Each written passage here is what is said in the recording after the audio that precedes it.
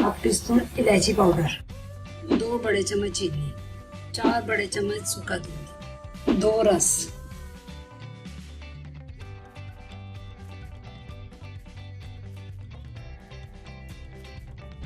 एक चम्मच condensed milk. 10 minute हल्की आंच पे पकाना है। बादाम डाल देंगे कटे हुए, 2 टेबल स्पून के करीब।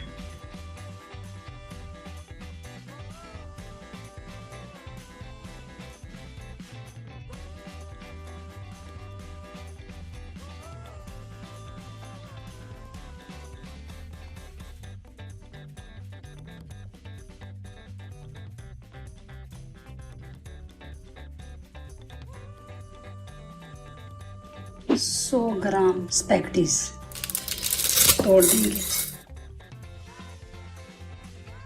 2 कप दूध, 1 कप पानी। 15 मिनट के लिए पकाएंगे। 4 बड़े चम्मच चीनी, 2 मिनट मजीद पकाना है। आग को बंद करके ठंडा करें। 2 कतरे आलमंड एसेंस लें।